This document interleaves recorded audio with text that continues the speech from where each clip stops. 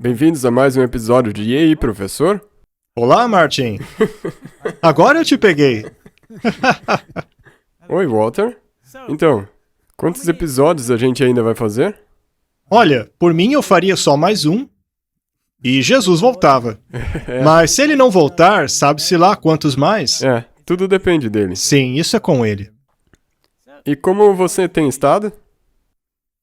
Eu não posso deixar de perguntar isso. Eu vou bem, obrigado. Que bom. Vamos abrir com uma palavra de oração. Nosso Pai Celeste, obrigado mais uma vez por nos reunir. Obrigado porque Tu tem nos dado estas oportunidades. Nós somente podemos fazer o que estamos fazendo pela Tua força. Pedimos que Tu ilumines nossas mentes com o Espírito Santo e abençoe esta conversa em nome de Jesus. Amém. Amém. Martin? O episódio de hoje é um dever conhecido. Correto? Já parece tão ameaçador que... Talvez poderíamos parar aqui e ir para casa, não? O que você acha? Se você deixar Deus exercer a vontade dele, isso nem sempre estará de acordo com a sua vontade. Isso verdade. torna as coisas um pouco difíceis. A natureza caída não se alinha muito com Deus, não é? Não. Não. E você tem que confiar em Deus mesmo nas pequenas coisas. E entregar a Ele até mesmo as pequenas coisas. Porque na minha jornada pessoal, é sempre nas coisas pequenas e insignificantes que se torna difícil. São as pequenas decisões ao longo do caminho. Elas se acumulam. Vamos começar com a leitura de Êxodo. Porque, Martin, o livro de Êxodo é a salvação em tipo, lá do Egito. Saia do Egito. Deus tirou eles de lá. Mas hoje o chamado é saia de Babilônia. Sim. Migramos do local para o mundial. Não é mesmo? Sim. Vejamos Êxodo, capítulo 4, versos 18 a 26. Ora, o Senhor tinha dito a Moisés: volte para o Egito, pois já morreram todos os que procuravam matá-lo. Então Moisés levou sua mulher e seus filhos montados num jumento e partiu de volta ao Egito. E em sua mão levava a vara de Deus. Ele havia estado em Midian por 40 anos. Ele tinha comunhão com Deus. Ele já havia escrito algumas coisas, não é? O livro de Jó, por exemplo. E ele tinha um relacionamento íntimo com Deus. A sua mentalidade havia sido mudada. Foram necessários, porém, 40 anos para se retirar suas raízes egípcias. Mas elas lhes foram úteis, pois ele conhecia a cultura dos egípcios. Correto. E este é um ponto importante. As pessoas normalmente me dizem: por que você estuda esse tipo de coisa? Não é necessário ter esse tipo de conhecimento. Sim. Agora, será que foi útil para Moisés que ele conhecesse a mentalidade egípcia? Eu creio que Deus colocou Moisés lá especialmente para poder aprender essas coisas. Do contrário, ele não poderia ter feito o que Também ele acho. fez. Ele frequentou a universidade de lá. Talvez foi a Universidade de Luxor. Foi treinado em toda a sabedoria dos egípcios. Ele era um homem militar. Ele conhecia profundamente a estratégia militar do faraó. Mas será que é importante conhecer o inimigo? Sim. Muito importante. Você acha? Se você não entender seu inimigo, você não pode saber o que está acontecendo. Eu também acho. Sabe, na minha série de Creta Malta, eu falei sobre a arte da guerra. Se você não entende a arte da guerra, então você não faz a menor ideia de onde virá o inimigo. Você corre o risco de ficar completamente perdido. Correto. Muito bem. Agora, você acha que os anjos e Jesus conheciam as artimanhas do diabo? Sim. Eles não alertaram Adão e Eva? Sim. Não foram avisados de suas táticas, de onde viria, o que faria, para não darem ouvidos a ele? Com certeza. Se você ler o Espírito de Profecia, você verá que Adão e Eva estavam em comunhão constante com os anjos e com Deus. Exato. Os vigias de Sião devem ficar de olhos abertos para os movimentos do inimigo. Exatamente. Qual é a tarefa do vigia? É isso mesmo. Então, vamos começar daí. E então dirás ao faraó: assim diz o Senhor, Israel é o meu filho, o meu primogênito. Ou seja, de prevalência principal. Ele é único. Único. Eu já lhe disse que deixe o meu filho ir para prestar-me culto, mas você não quis deixá-lo. Por isso matarei o seu primeiro filho. Esta é uma referência à 10ª praga.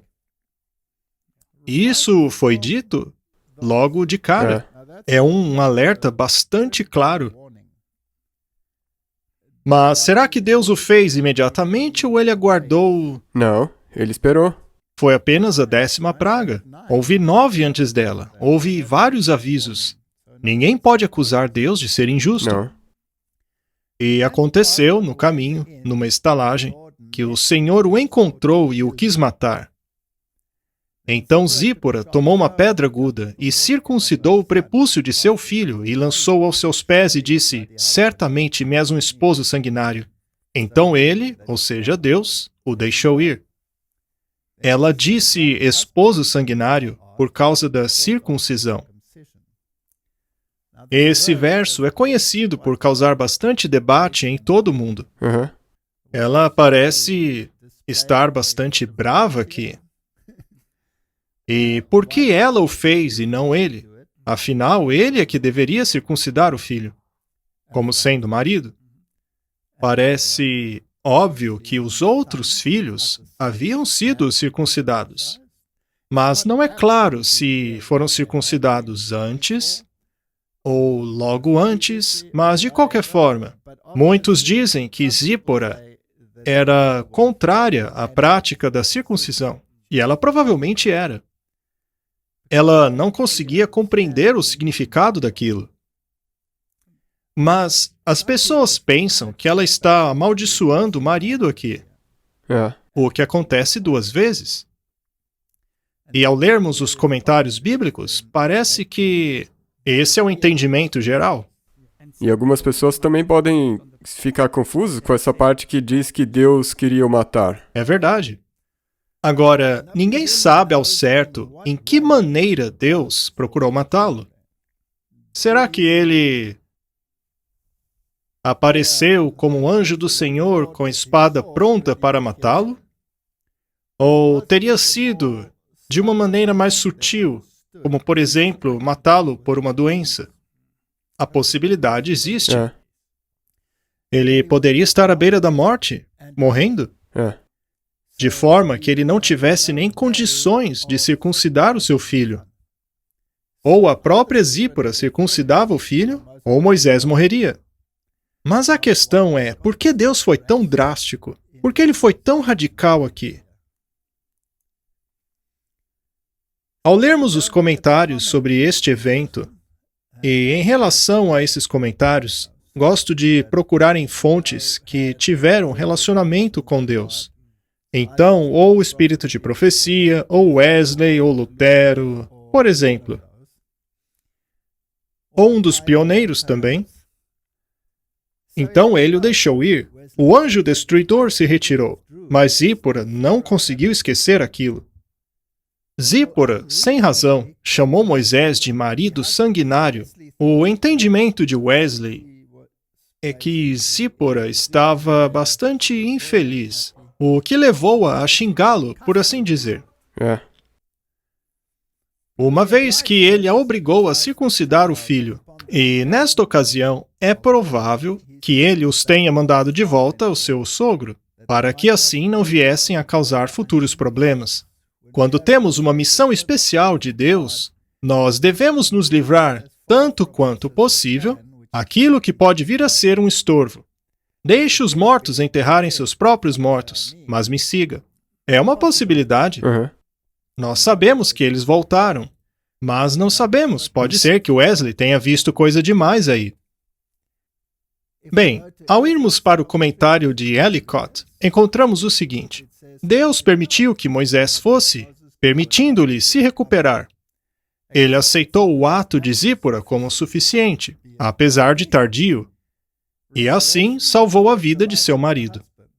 Quando Moisés se recuperou suficientemente, Zípora explicou a ele por que ela o chamou de marido sanguinário. Foi por causa das duas circuncisões, primeiro a de Gerson em Midian e depois a de Eliezer. Aprendemos em Êxodo, capítulo 18, 2 e 3, que Zípora e seus filhos foram enviados de volta a Jetro por Moisés, provavelmente nesta ocasião. Ele parece concordar com Wesley. Uma vez que Moisés estava com pressa, os filhos poderiam ser um problema. Aqui temos o comentário do Kaufman. E aconteceu que, ao passarem por uma estalagem, o Senhor foi ao encontro dele e procurou matá-lo. Então Zípora pegou uma pedra afiada e cortou o prepúcio de seu filho. A circuncisão a fez chamar Moisés de marido sanguinário. É uma tradução um pouco diferente, mas basicamente a mesma coisa, marido e mulher. Isto significa que Moisés estava muito doente, ou seja, ele acredita que não apareceu um anjo com uma espada, mas foi uma doença. E os dois compreenderam que havia algo de errado. Eles então conversaram a respeito, e talvez Zípora estivesse um pouco receosa. Ela não queria ferir a criança com a circuncisão, e então Deus precisou intervir. E isso, se você olhar para esse cenário, é quase como que parecido, mas ao mesmo tempo diferente de Jó. Porque naquele caso... Foi o diabo. Sim.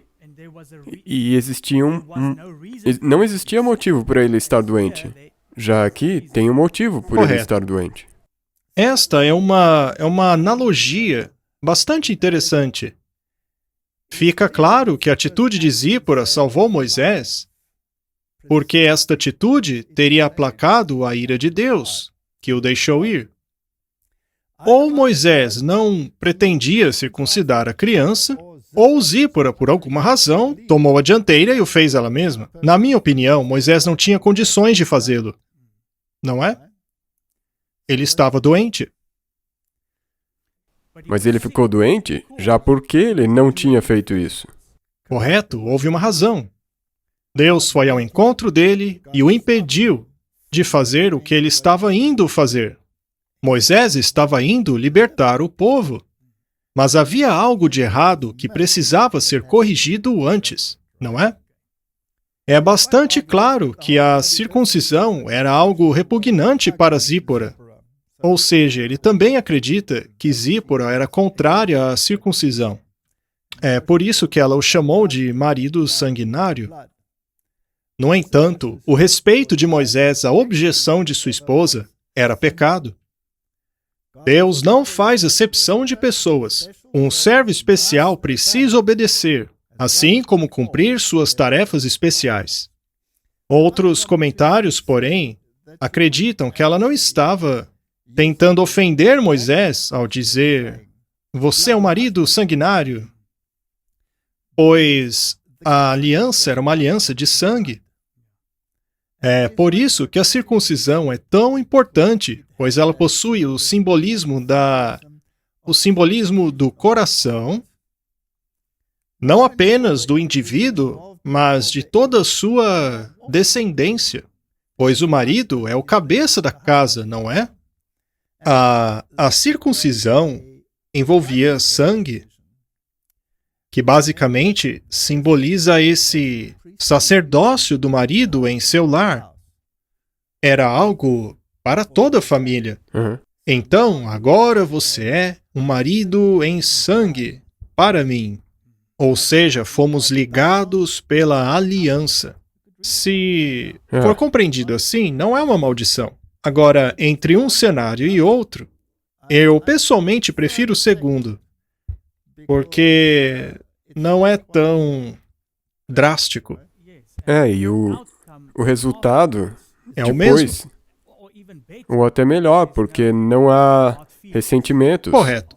depois. Então, ela não estaria xingando. O que ela disse é: agora cumprimos o dever e agora você tornou-se um marido de sangue para mim, por causa da circuncisão, que basicamente é dizer por causa da aliança. É, Ou seja, ela se submeteu ao dever, apesar de ter sido reticente, mas ela se submeteu, pois percebeu que era um componente essencial da religião deles. correto.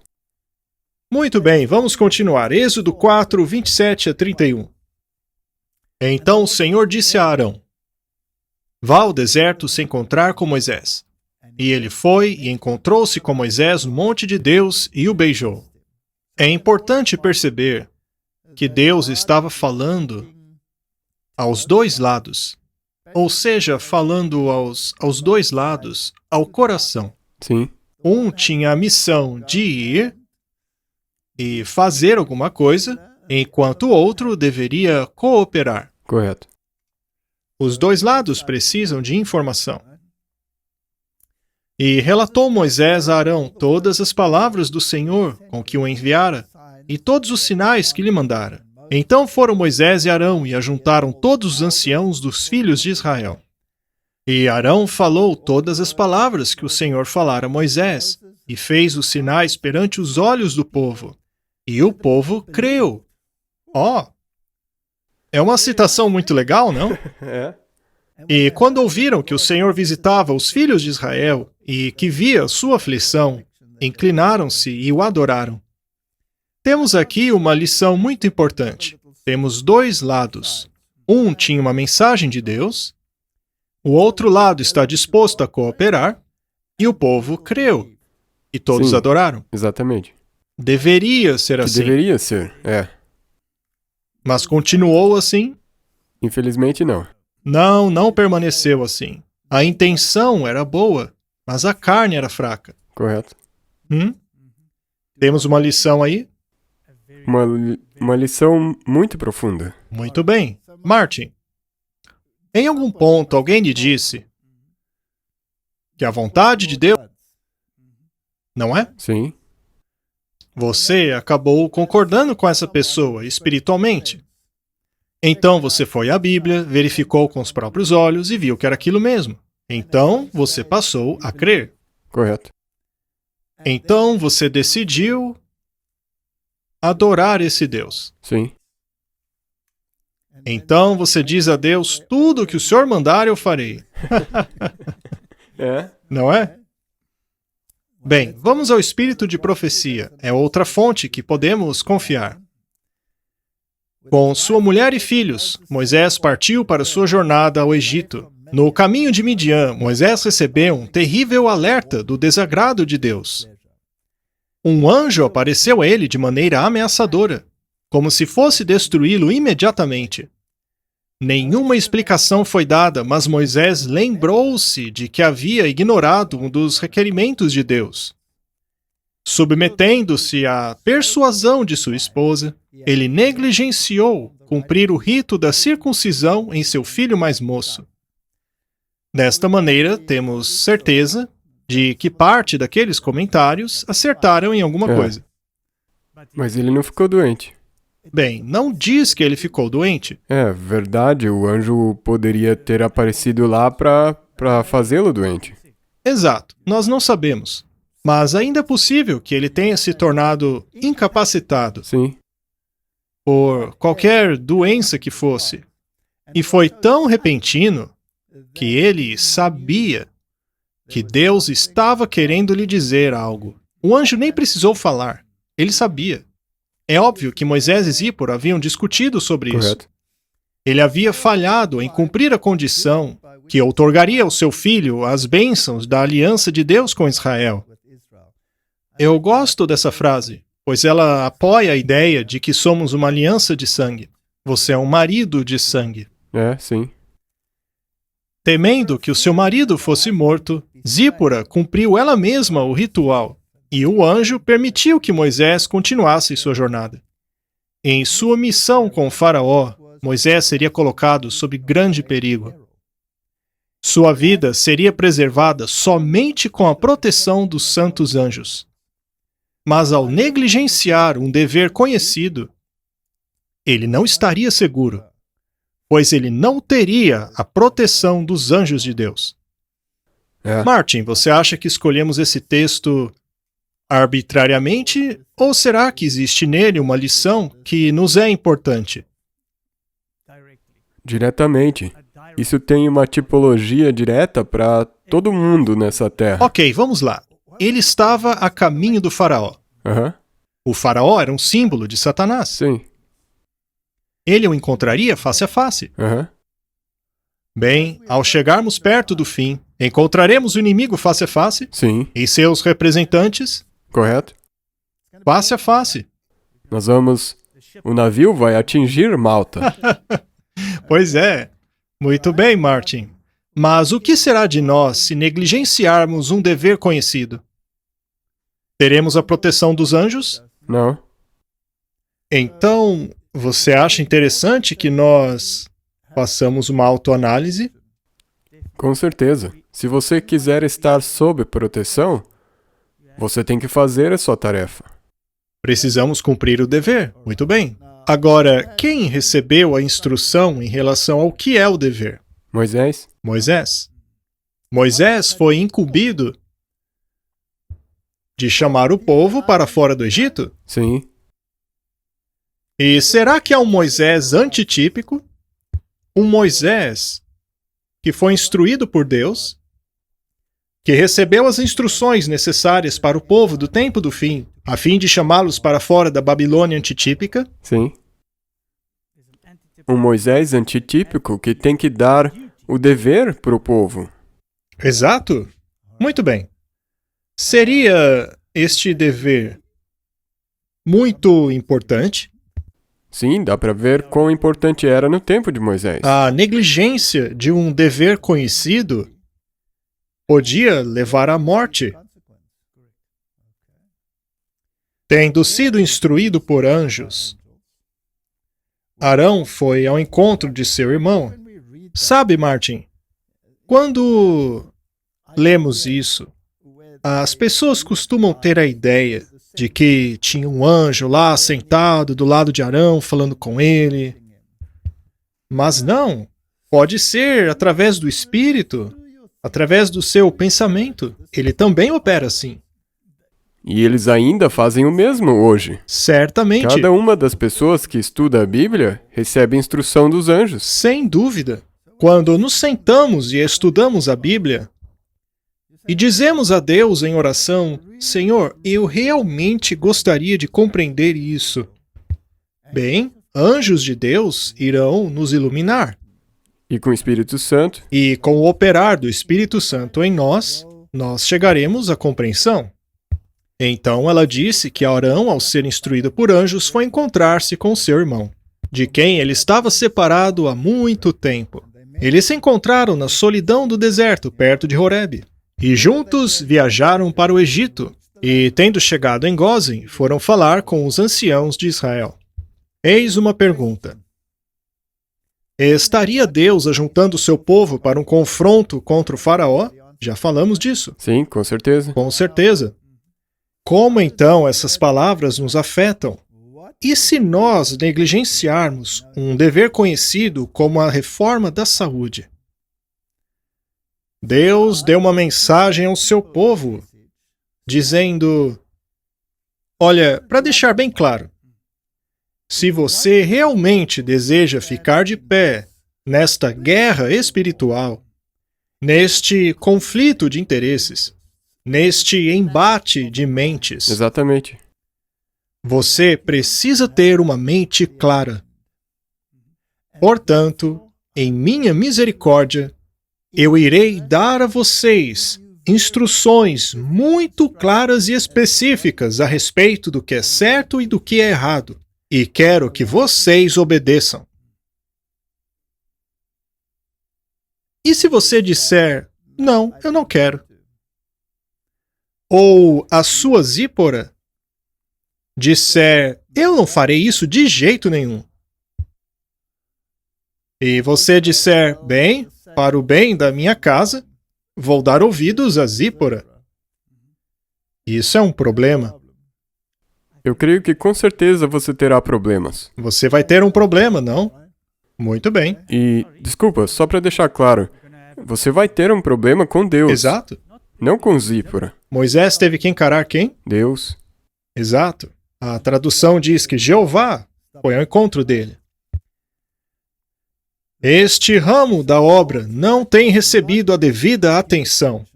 E por causa desta negligência, muito se tem perdido. Se a igreja tivesse manifestado maior interesse pela reforma, através da qual o próprio Deus quer nos capacitar para a sua vinda, sua influência teria sido muito maior do que é agora. Martin, pare para pensar. Moisés estava a caminho de um conflito Sim. de interesses. Às vezes, parece para mim que a igreja parece estar mais do lado do faraó do que do lado de Deus, no que tange a certos assuntos. Sim. É a impressão que eu tenho. Mas eu não sei, eu estou exagerando aqui, Martin? Com certeza. Para mim nem parece que tem qualquer conflito acontecendo, nenhum Parece mesmo. ser mais conformista do que conflitante, não? E como você disse antes, a confrontação deles é com o faraó. Então nessa altura tem mais... Conflito com Moisés? Sim, correto. Exatamente. Exato. O espírito de profecia é posto de lado. Em nosso último episódio, falamos sobre drogas. Não é? Ela diz que as drogas não deveriam ser colocadas no corpo. Essa instrução foi dada ao Moisés antitípico. E a fraternidade médica moderna, de nossas próprias fileiras, diz que esse conselho se aplica somente naquela época, pois hoje nossas drogas são melhores. Por outro lado, aquele cientista do Prêmio Nobel disse que se insistirmos em tomar coisas perigosas, elas podem acabar nos matando. Exatamente. Pegue, por exemplo, algo bem simples, como, por exemplo, o paracetamol, que hoje em dia é dado em comprimidos pequenos, de forma que até crianças podem tomar. O que acontece se você tomar 10 comprimidos de uma vez? Não pode causar cirrose no fígado. Sim, problemões. Não poderia causar outros problemas e destruir o seu organismo. Então, existe uma longa lista de problemas que podem surgir, não? Muito bem. Por outro lado, se você tomar produtos naturais, as chances de overdose diminuem bastante. É claro que até boa comida pode te fazer mal, se você exagerar. Correto. Tudo precisa ser moderado, utilizado com equilíbrio, ou seja, com temperança. Mas essa questão é muito importante. Nós estamos a caminho, estamos prestes a encarar o faraó. Vamos continuar com a nossa leitura. Apesar da reforma da saúde não ser a terceira mensagem angélica, ela está intimamente ligada a ela. Aqueles que proclamam a mensagem também deveriam ensinar a reforma da saúde. Este é um assunto que precisamos compreender a fim de nos prepararmos para os eventos que estão sobre nós. Ela deveria ocupar um lugar de importância. Martin, me entristece muito o fato de que a nossa igreja costumava estar na vanguarda, na linha de frente em relação à reforma da saúde. Sim. Ela fez tremer o mundo todo. Ela mudou o sistema alimentar do mundo inteiro. Correto. E ele era exatamente oposto às outras novidades médicas que eram prevalentes Sim, na época. era totalmente oposta. Até mesmo a indústria do café da manhã, como conhecemos hoje, foi por causa da nossa igreja. Até mesmo Correto. o nome ainda está lá. Kellogg's, Weet-Bix. E também popularizamos alimentos alternativos como melado, manteiga de amendoim, leite de soja, todas essas coisas. Não existe ninguém que não tenha sido afetado pela mensagem de saúde levada pelos pioneiros desta igreja. Não é mesmo? Correto. Nossas instituições deveriam ser o modelo do método de Deus. É. Nós tínhamos sanatórios, hospitais, que ofereciam algo que era completamente diferente do resto do mundo. A reforma da saúde era aplicada, métodos de cura naturais, alimentação, luz do sol, exercícios, uma dieta estritamente baseada em plantas. Não era servido carne em nenhum dos nossos sanatórios. Drogas eram evitadas a todo custo. Havia o uso inteligente da água como método para a cura das pessoas. Fomentações. A febre era tratada através do uso inteligente da água, etc, etc, etc. Mas será que houve uma mudança daquilo para o método do mundo? Sim, infelizmente. Infelizmente, sim. Naquela época, nossos institutos não utilizavam drogas. Hoje, porém, não é muito diferente do mundo. Na verdade, tornou-se tão parecido que é possível até mesmo formar-se alianças. É. Com o faraó. Com o faraó, enterrando-se a mensagem. Correto. Esta é uma situação muito, muito triste. Satanás e seus anjos estão procurando travar o trabalho da reforma e farão tudo o que puderem para atrapalhar aqueles que se dedicam a ela de coração. Sabe, Martin, quando tentamos montar e eu não me refiro a nós, eu e você, mas nós como um povo, montar instituições de saúde, será que normalmente recebemos um grande apoio? Ou será que enfrentamos uma tremenda oposição? Grande oposição. Martin, seria este um dever conhecido negligenciado? Sim. Como encararemos o faraó? Como os anjos nos protegerão? Se continuarmos assim.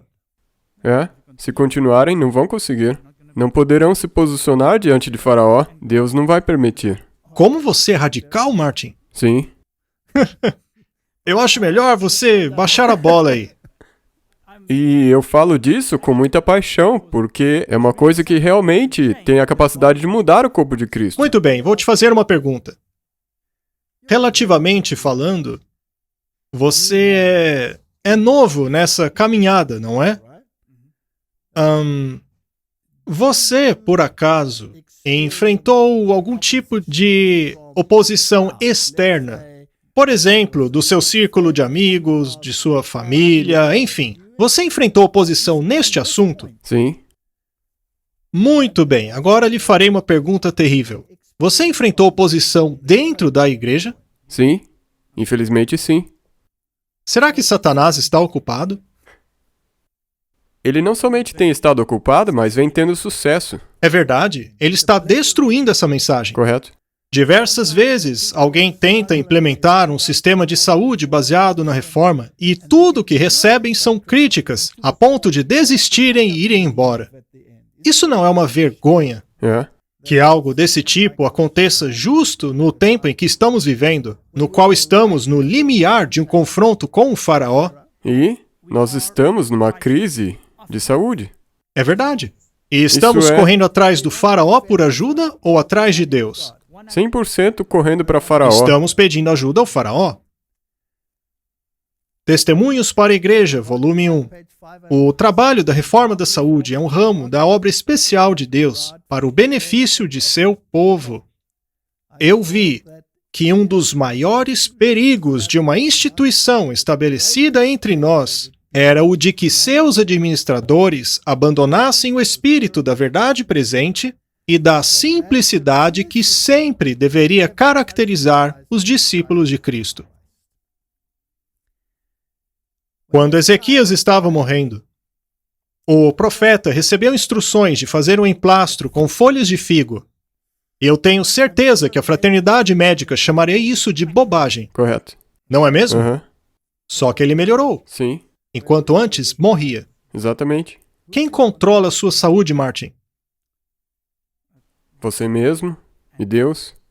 Então, Deus é o autor da saúde e você é aquele responsável por se adequar à vontade dele. Exatamente. É você que toma a decisão, e se você tomar a decisão correta, Deus pode ajudar. Exato. Foi-me dado um alerta em relação a rebaixar, de qualquer maneira, a norma da verdade em nossas instituições, a fim de nos adequarmos aos sentimentos dos descrentes e conquistar o seu apoio. O grande objetivo de receber descrentes nas instituições é levá-los a abraçarem a verdade. Martin. Ao termos instituições que visam ajudar as pessoas, e não vamos citar o nome de nenhuma delas aqui, e a instrução passe a ser: seremos estritamente seculares. Sim. Seria isto o cumprimento da vontade de Deus? Com certeza não. Não. O propósito é trazê-los à verdade. Mas Exatamente. como se leva as pessoas à verdade sem falar dela ou mostrá-la de forma Correto. prática? Ou será que o nosso objetivo é ser aceito pelo mundo? Aham. Nós apenas queremos ser aceitos. Se a norma for rebaixada, eles ficarão com a impressão de que a verdade é de pouca importância e irão embora em um estado de mente ainda mais difícil de ser acessado. Mas o maior mal resultante desta atitude seria a influência causada nos pacientes crentes, o que afetaria a causa de maneira geral, pois estes sempre ouviram falar que deveriam crer na oração da fé, mas por esta não ser atendida, muitos acabam desanimando.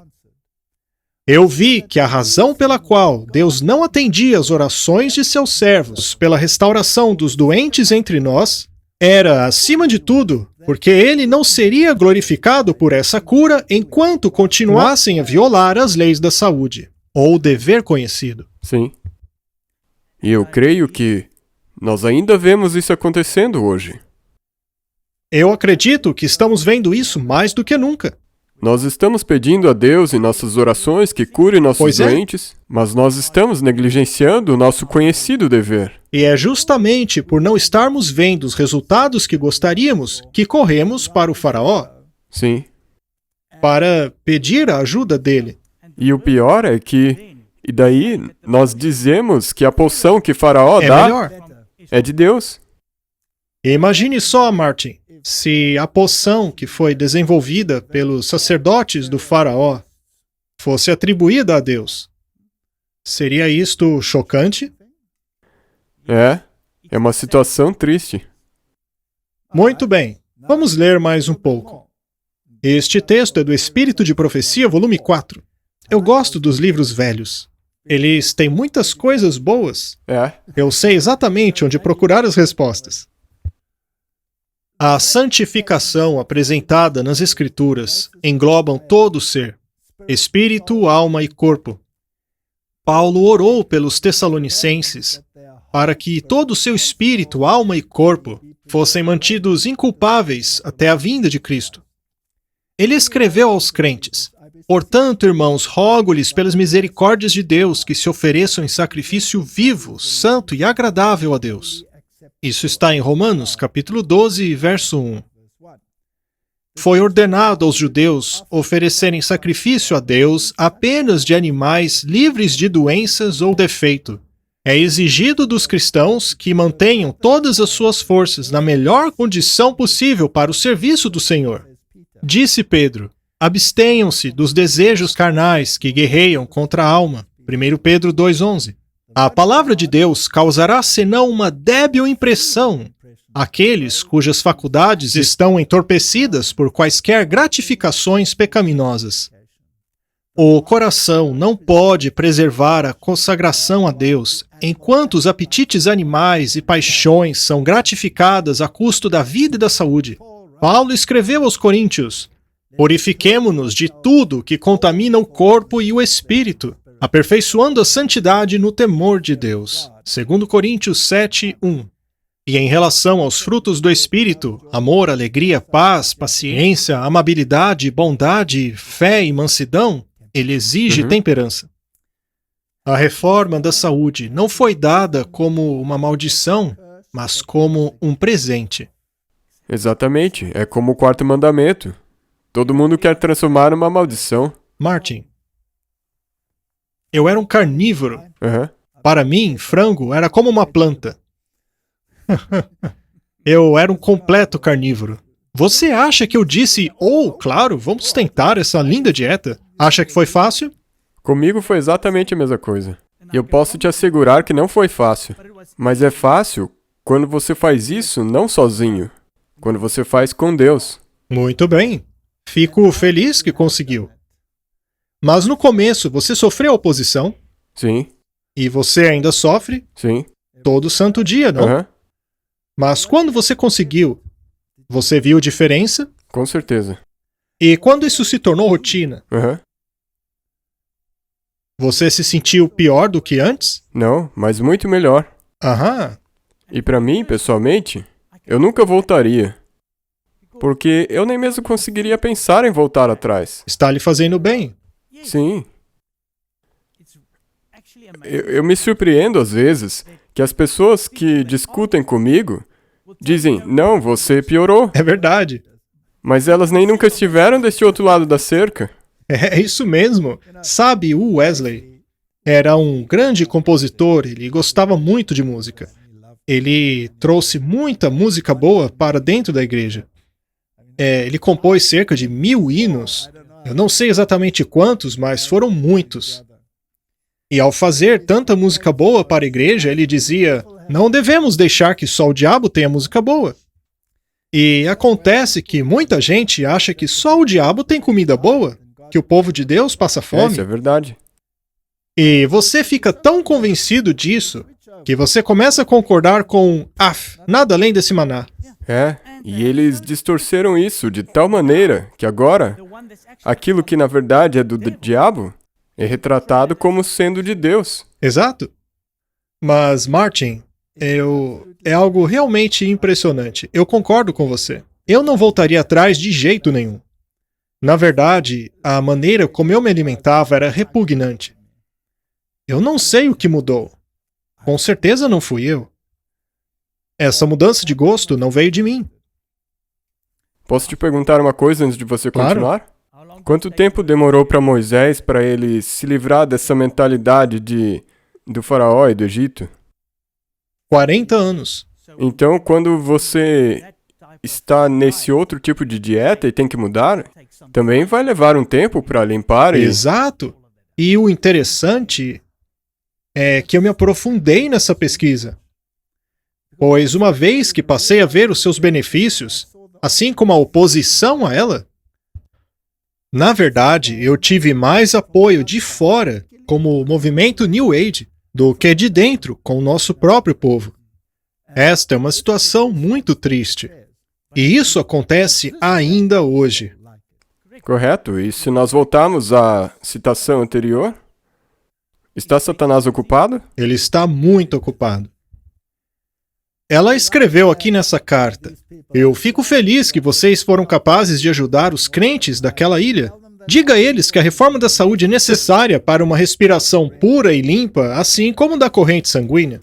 O chá, café, vinho, tabaco contaminam seus usuários. O Senhor chama aqueles que clamam acreditar em sua verdade a permanecerem firmes no fundamento bíblico com respeito à reforma da saúde.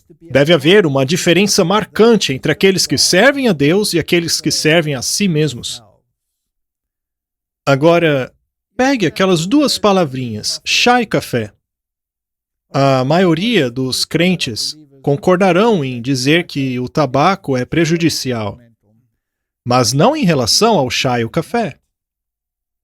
Há algum tempo atrás, eu dei uma palestra com o nome Parte da Obediência, na qual eu mostrei que foram os próprios sacerdotes do faraó que introduziram o café, que introduziram o chá, que introduziram os narcóticos Sim. no mundo, o ópio, tudo isso, cocaína, dando assim início às mega-indústrias que utilizam esses produtos, o cacau, contaminando a humanidade com essas coisas. Chocolate. Tudo isso.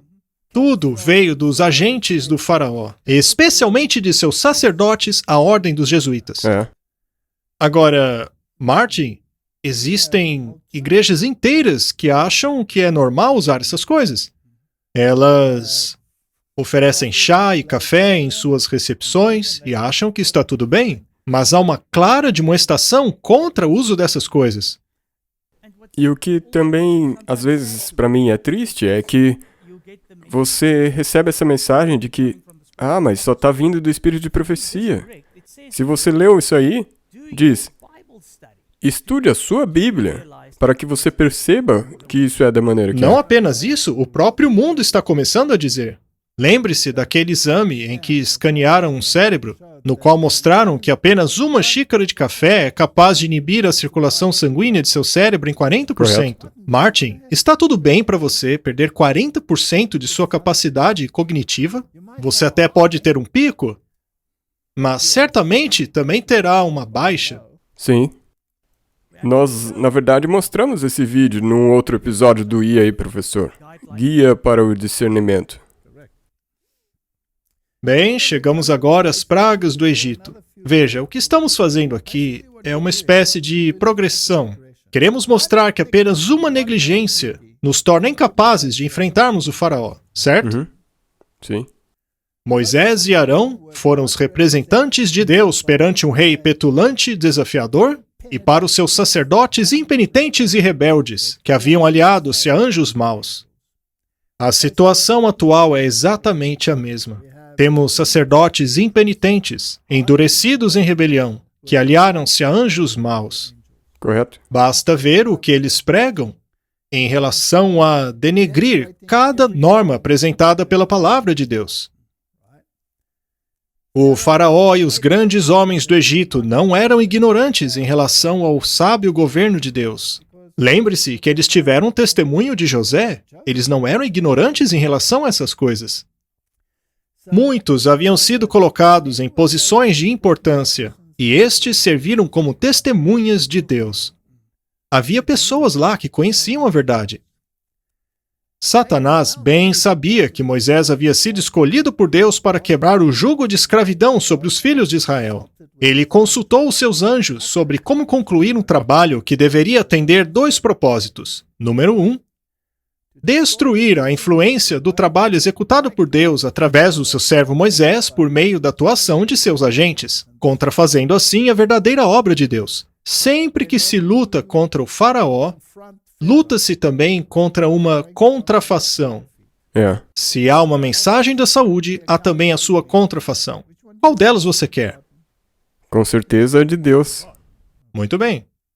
Em segundo lugar, exercer influência através do trabalho de seus mágicos, que ao longo de todos os séculos destruiriam na mente das pessoas a fé verdadeira nos poderosos milagres e obras que seriam feitos por Cristo quando ele viesse ao mundo. Haverá mágicos. Haverá mágicos na igreja? E será que haverá mágicos de jaleco branco também? Sim, com certeza. O rei exigiu um milagre como evidência de sua comissão divina. Todo mundo quer um milagre. Arão tomou sua vara e arremessou diante do faraó, que se tornou uma serpente. O faraó então enviou seus homens sábios e feiticeiros. É interessante que ela os chama pelo seu nome: feitiçaria, bruxaria, farmácia, os quais também lançaram suas varas e se tornaram serpentes. Mas a vara de Arão engoliu todas as outras. Os mágicos não tornaram suas varas realmente em serpentes, mas pela mágica, ajudados pelo grande enganador, fizeram com que parecesse assim. E além do poder de Satanás realmente mudar as varas em serpentes vivas, o príncipe do mal, apesar de possuir toda a sabedoria e poder de um anjo caído, não tem poder para dar a vida. Essa é a prerrogativa de Deus apenas. E quando o assunto é doença,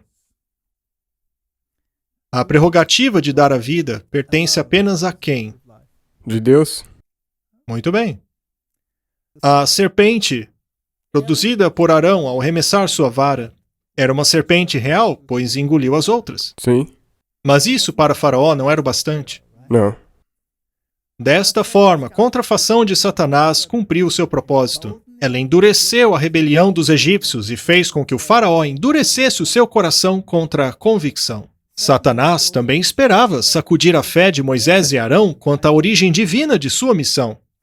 Mas o único resultado foi preparar o caminho para exibições ainda maiores do poder e glória divinos. E isso tornaria ainda mais aparente, tanto aos israelitas quanto aos egípcios, a existência e soberania de um verdadeiro e vivo Deus. Martin.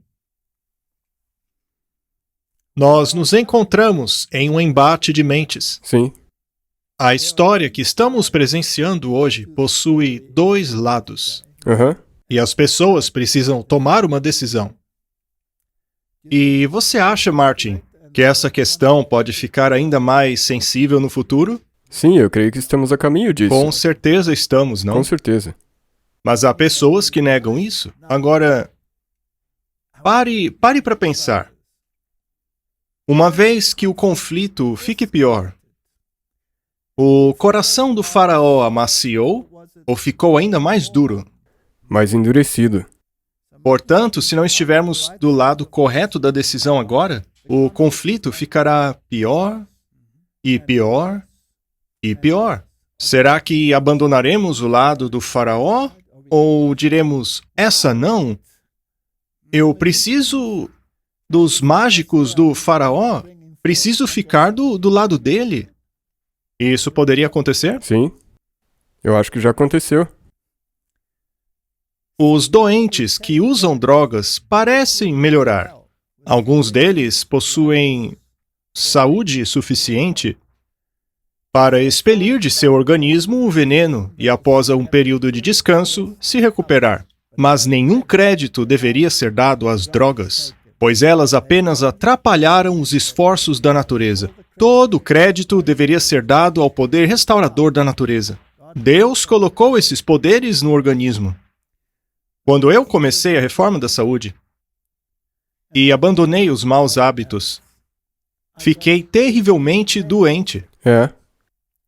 Pois, pela primeira vez em minha vida, meu corpo teve a chance de livrar-se das toxinas. Correto. A pele das minhas costas caiu. Fiquei doente como um cachorro.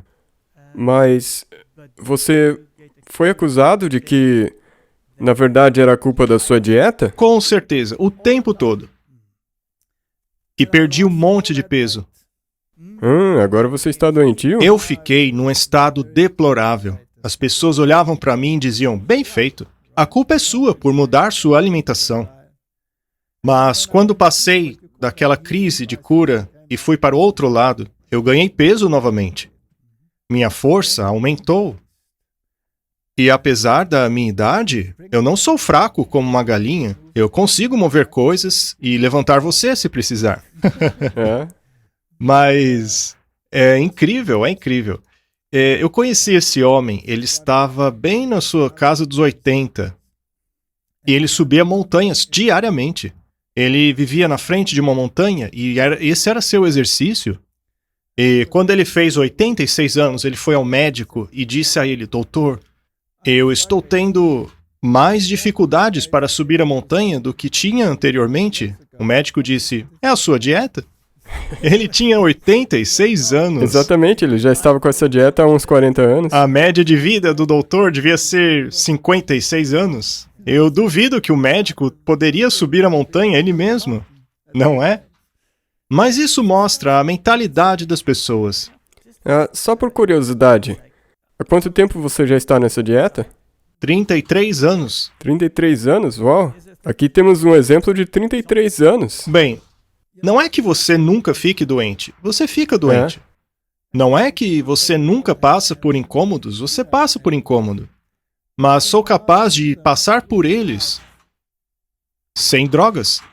A coisa é que o sentido inteiro do que nós temos lido não é somente para a sua saúde, mas também para a claridade mental. E este é o fator mais importante. Muito bem, vamos ler Manuscritos 49. Nós defendemos o uso de remédios simples em nossos sanatórios. Nós desencorajamos o uso de drogas, pois eles envenenam a corrente sanguínea. Informações sensíveis sobre como comer, beber e se vestir deveriam ser dados nessas instituições, e sobre como viver para que a saúde seja preservada. Martin, até se vestir. Se no meio do inverno você passa a usar roupas curtas para mostrar para os outros aquilo que você acha que precisa ser mostrado, bem, não é estupidez? É estupidez, e isso tem um papel na saúde. Correto? As bactérias amam proliferar quando o corpo está com sua temperatura baixa. E uma vez que seus pulmões estão com temperatura baixa, já que você tem que inspirar o ar frio lá de fora, o primeiro órgão que pode sofrer com isso é o pulmão. Mas por se usar roupas curtas e suas extremidades estarem expostas, você se torna um alvo de patogênicos. Portanto, mantenha a temperatura de seu corpo adequada. Vista-se de maneira adequada para a ocasião. Tudo isso é importante. É como comer, como beber e como vestir, de maneira a preservar a saúde. Temos aqui mais uma citação. A doença para a qual a droga foi ministrada pode até desaparecer, mas apenas para reaparecer sob uma nova forma, como doenças de pele, úlceras, dores nas juntas e às vezes de uma maneira fatal. Sabe, Martin, uma vez eu dei palestras de saúde na Alemanha e havia uma senhora na cadeira de rodas. Ela tinha mais de 80 anos e vivia em um asilo. Eles a trouxeram para minhas palestras. Lembre-se, ela tinha mais de 80 anos quando mudou seu estilo de vida. E quando retornei àquele país, o que aconteceu 4 anos mais tarde, ela foi até o palco caminhando. E fiquei sabendo que ela tinha saído do asilo e voltado ao seu apartamento. Seus dedos ainda estavam tortos por causa da artrite, mas ela conseguia caminhar novamente. Eu fiquei muito feliz. Sabe, é incrível o que acontece quando se muda o estilo de vida. Nós temos algumas... Bem, a igreja tem algumas instituições na África do Sul, e as histórias, porque nós éramos muito envolvidos com uma dessas instituições, que você vê as pessoas entrando e eles ficam lá por 10 dias. E a recuperação delas é absolutamente incrível. É verdade. Agora, voltemos às pragas. Na 7ª praga, como havia sido predito, a tempestade, o fogo misturado com granizo, a destruição das plantas, dos animais, foi causada pelo anjo destruidor. Portanto, é possível que às vezes anjos destruidores tragam mensagens à humanidade e essa mensagem acabe sendo atribuída a outras coisas, como a mudança climática, por exemplo. E há também relatos em Patriarcas e Profetas e no Espírito de Profecia a respeito do que aconteceu naquela noite em que os primogênitos foram mortos. Eles tinham instruções bem específicas. Deviam sacrificar um cordeiro, colocar o sangue no batente da porta. E hoje, da mesma forma, precisamos colocar o sangue do cordeiro no batente de nossos corações, não?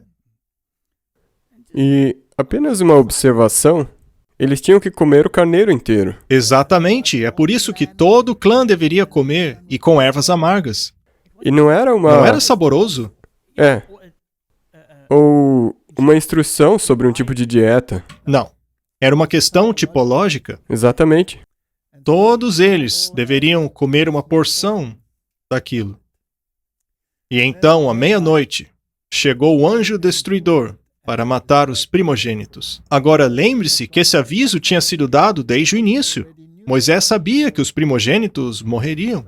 Mas primeiro vieram todos os avisos, água em sangue, etc, etc.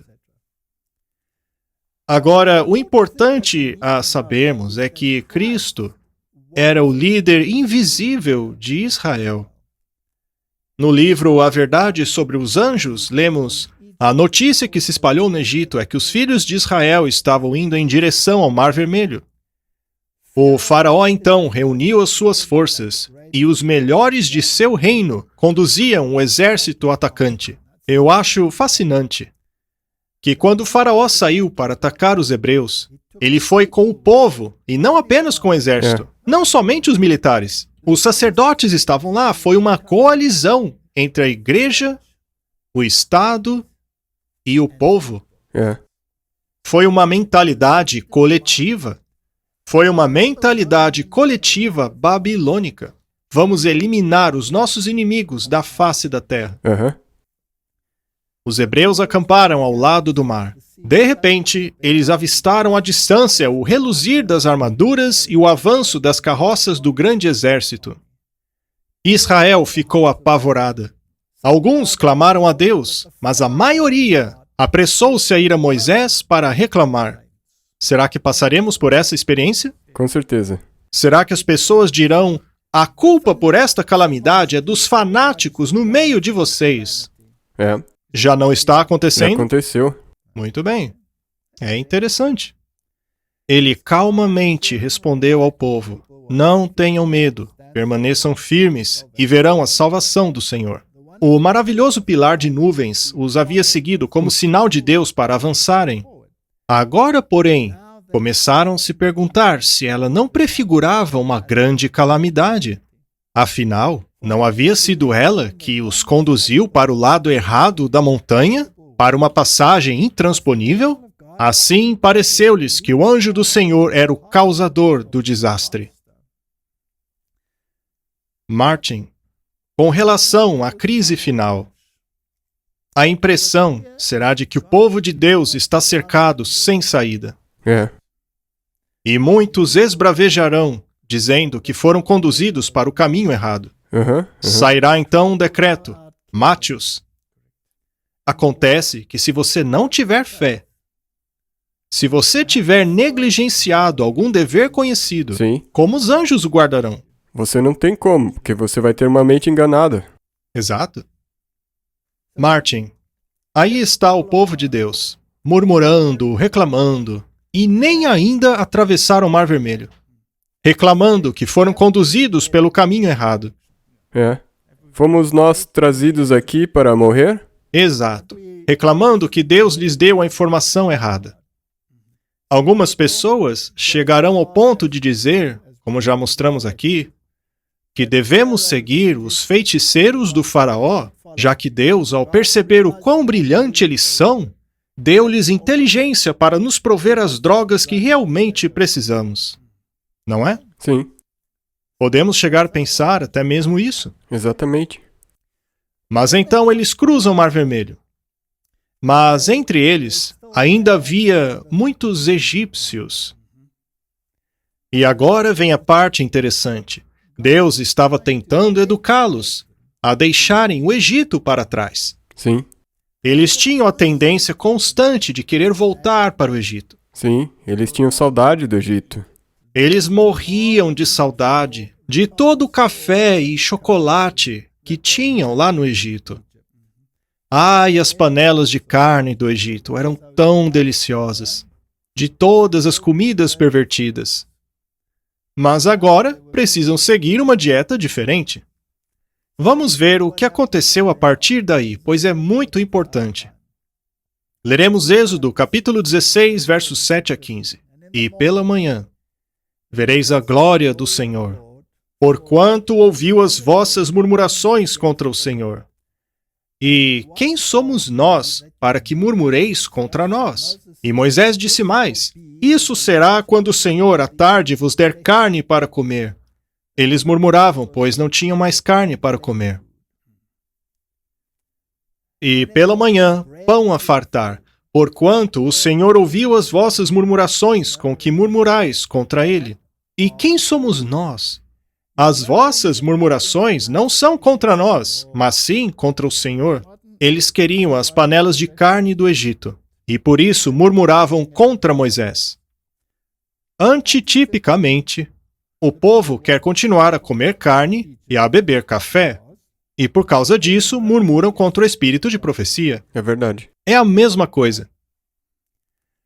Depois Moisés disse a Arão: dize a toda a congregação dos filhos de Israel: chegai-vos à presença do Senhor, porque ouviu as vossas murmurações. E aconteceu que, quando falou Arão a toda a congregação dos filhos de Israel, e eles se viraram para o deserto, eis que a glória do Senhor apareceu na nuvem. E o Senhor falou a Moisés, dizendo: ouvi as reclamações de Israel.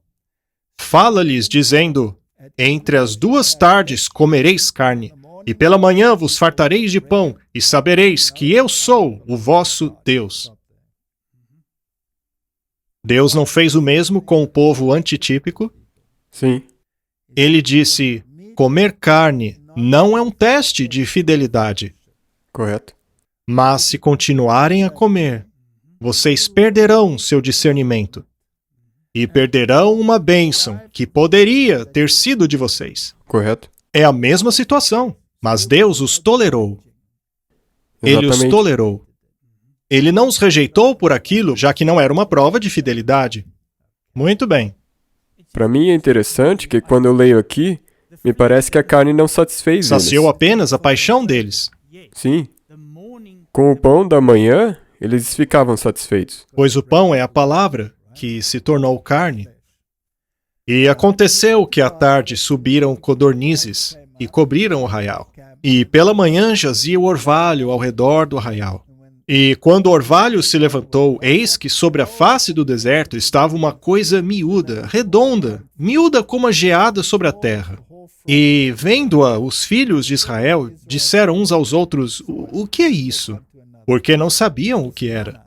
Na verdade, a palavra maná significa o que é isso. Interessante, não? Uhum.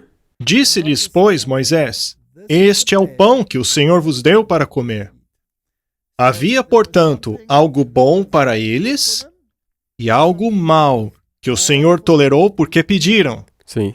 E eles reclamaram contra o que fazia bem ou o que fazia mal. Contra o que era bom. Chega desse maná. Esse maná. Isso foi a primeira vez, né? Sim. Agora, façamos uma aplicação antitípica.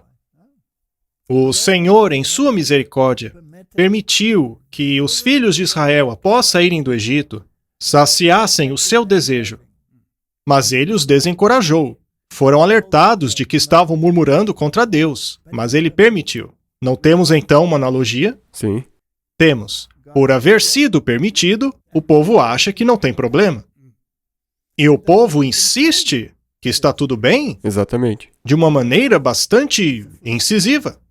Muito bem.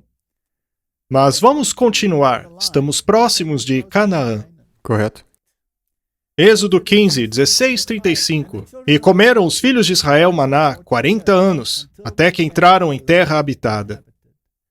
Comeram do maná até chegarem às bordas da terra de Canaã. É absolutamente essencial que comamos o maná. Correto. Precisamos internalizar o caráter de Cristo. Existe aqui uma reforma da saúde. É parte de seu Sim. caráter. Números 11, 18 a 20. E dirás ao povo: santificai-vos para amanhã, pois vocês comerão carne. Veja que interessante. É. Tiveram permissão para comer carne. Agora vem a segunda vez em que eles estão murmurando e chorando por carne.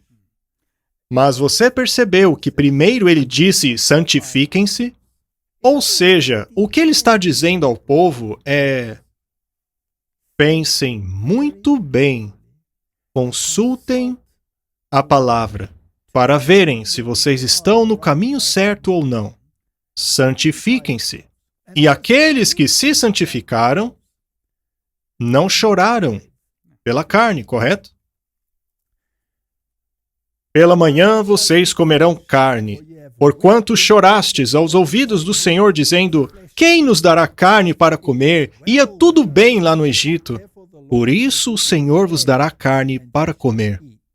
E não comerão 1 dia, nem 2 dias, nem 5 dias, nem 10 dias, nem 20 dias, mas o mês inteiro, até vos sair pelos narizes, até que vos enjoeis dela. Será que Deus era a favor disso? Bem, com certeza não parece que ele na verdade está dizendo: tudo bem, vocês querem? Agora toma. Pois é. Martin, eles não estavam desafiando Deus? Sim. Me parece que sim. Porquanto rejeitastes o Senhor, que está no meio de vocês, chorando diante dele, dizendo: por que saímos do Egito? É bastante claro, não? Na verdade ele ficou triste Deus com está isso. triste. Números 21, 5. E o povo falou contra Deus e contra Moisés. Por que nos fizeste subir do Egito para que morrêssemos nesse deserto? Aqui não tem pão, não tem água. Nossa alma detesta esse pão miserável. É interessante que o maná não era pesado ao estômago. Sabe o que é interessante? As pessoas confundem saciedade com nutrição. As pessoas dizem, isso não me satisfaz, não me dá saciedade. Mas o que é saciedade? É um estômago que não esvazia, ele está sempre cheio. Isso é muito importante. Quando se come boa comida, ela vai para o estômago, depois sai do estômago e chega até o sangue. Sim. E então você tem energia para o dia. E se o seu desjejum é composto por grãos, castanhas, sementes, frutas, ele não leva muito tempo para digerir e chega rapidamente ao organismo. Mas se o seu desjejum é bacon e ovos e porções de carne, te dá saciedade. Fica dentro de você. Ele te satisfaz, não é uma comida leve. Correto, é satisfatório, mas fica lá em Ele você. fica lá. Ele não chega aos seus tecidos para lhe dar energia. Demora muito mais, exige muito mais energia do seu sistema. Exato. Se você quiser correr uma maratona, você vai comer um desjejum de bacon, ovos e espetinhos? Ou você se alimentará de frutas, cereais e coisas do tipo? É interessante que você vai comer o bacon, o cereal e as outras coisas. E bananas, Sim. coisas assim. Quem passa a ter mais chances de ganhar a maratona? A pessoa que se alimenta de coisas vegetais para suprir o seu Mas as sistema. pessoas amam saciar-se. Agora, uma das comidas que provê grande saciedade é o queijo. Porque ele leva horas e horas e horas para ser digerido. Por outro lado, frutas e grãos saem do seu estômago entre 2 e 3 horas. Sim. Ou seja, elas dão energia para o seu corpo e você está livre para correr. Mas se você adiciona queijo a isso, aquela mistura fica no estômago por 10 horas, você se sente saciado, mas não você tem a se sente energia. satisfeito.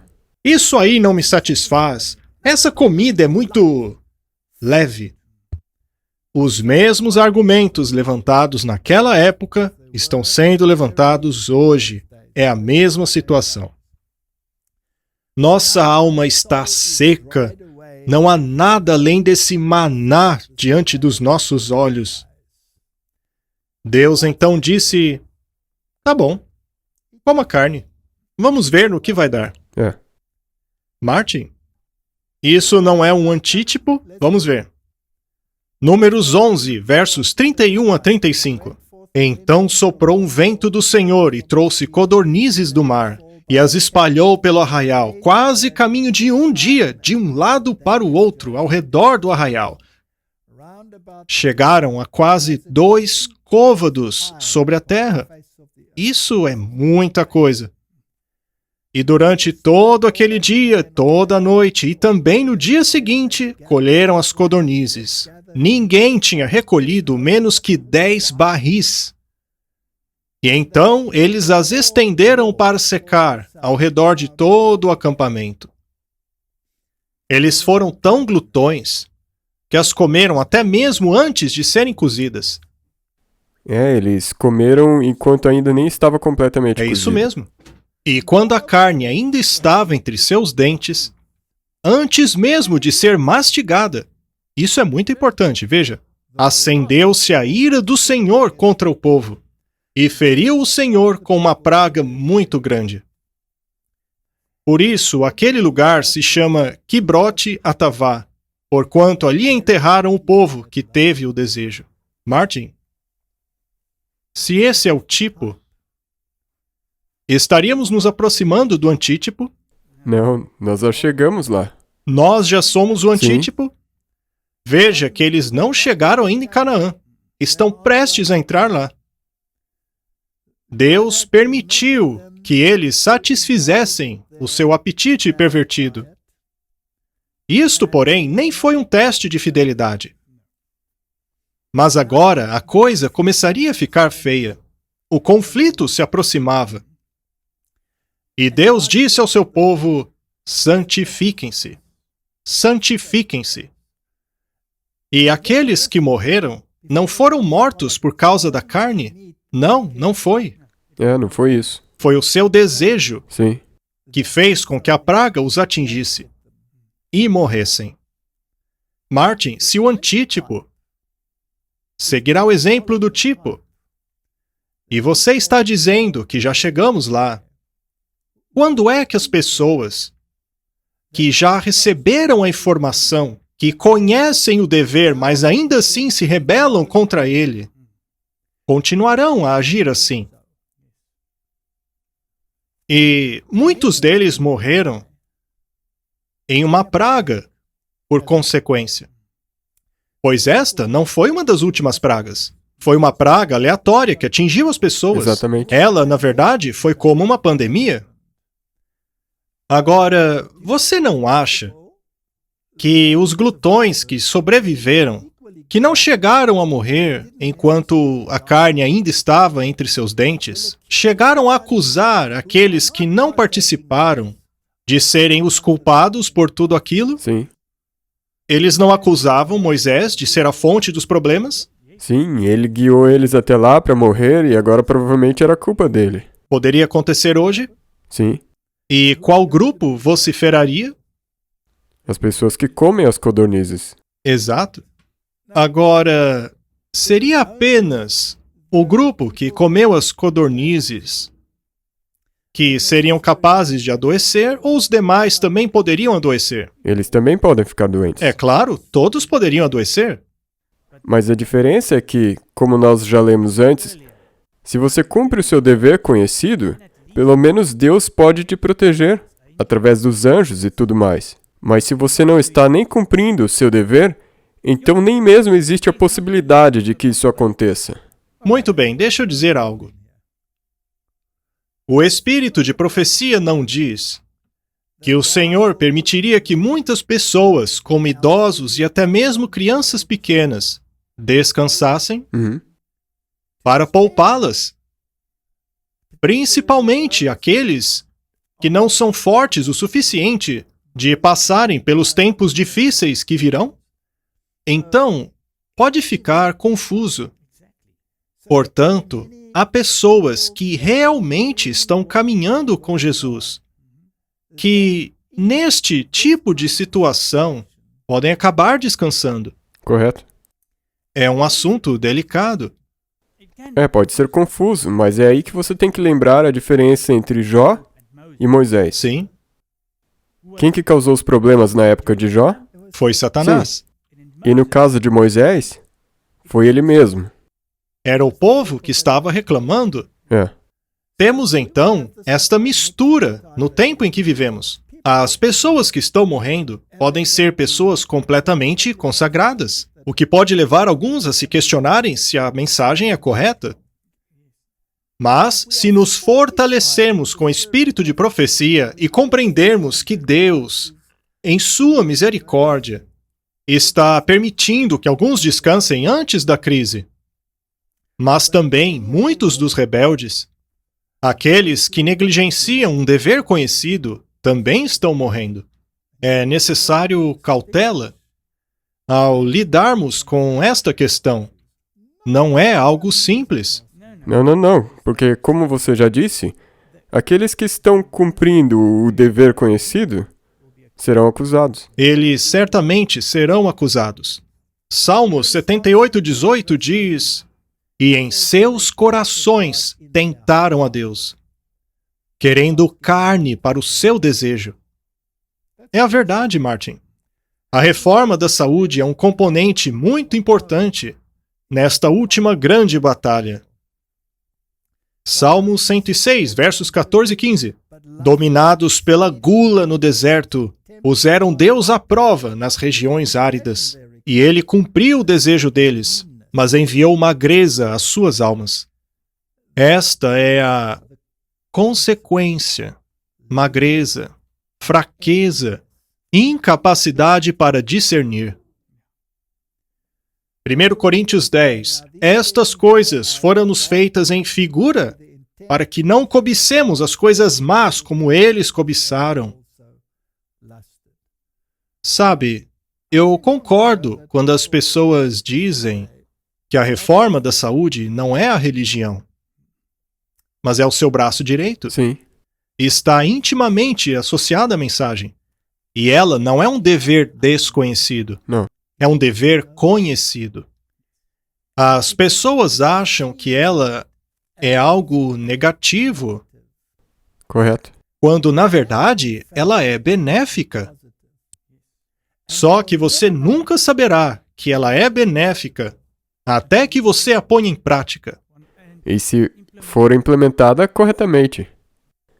Por exemplo, se você... Eu não gosto de chamar de dieta vegana, porque tem outras conotações, mas sim uma dieta baseada em vegetais e coisas integrais.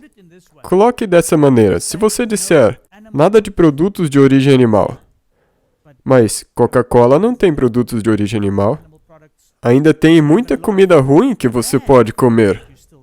Exato. Salgados, bolos com um monte de açúcar e coisas do tipo. Veja, a reforma da saúde não tem que ser pesada. Você tem que amar a sua comida, tem que ter prazer nela. Deus quer que você se delicie naquilo que Ele criou para nós. E existem inúmeras maneiras de preparar a comida de forma que ela fique deliciosa e ainda assim saudável, mas leva esforço. Da mesma maneira que a sua vida espiritual exige esforço, a sua vida física também exige esforço. Quando não utilizamos algo corretamente, ou quando não utilizamos, nós o perdemos. É assim com todas as coisas. Então, para resumir, a mensagem de saúde não é o Evangelho, mas é o braço direito do Evangelho. A mensagem da saúde é um dever conhecido. Ela é, na verdade, um mandamento de Deus. Deus ordenou que nos consagremos. Deus nos proveu um estilo de vida alternativo e uma instrução médica alternativa, que, aliás, está sendo completamente ignorada em nossos tempos. Nós estamos seguindo uma tipologia à risca. E eu fico horrorizado ao pensar que estamos no limiar da segunda parte daquela tipologia. Sim. Que Deus nos dê a capacidade para enxergar quando essas coisas acontecerem. Quando as pessoas tombarão ao seu lado e você passar a se perguntar o que está acontecendo, até mesmo em nossas fileiras, que Deus nos ajude a não negligenciarmos nenhum dever. Vamos orar. Querido Pai, é uma questão realmente complexa. O físico não se separa do espiritual. Assim como o braço não pode ser separado do corpo sem uma grande perda. Querido Pai, dê sabedoria ao seu povo para entender o tempo em que vive. Ajuda-nos a nos apegarmos à palavra de Deus. Ajuda-nos a comer diariamente daquela leve comida. O teu jugo é leve, para assim discernirmos entre o certo e o errado. Em nome de Jesus. Amém. Amém.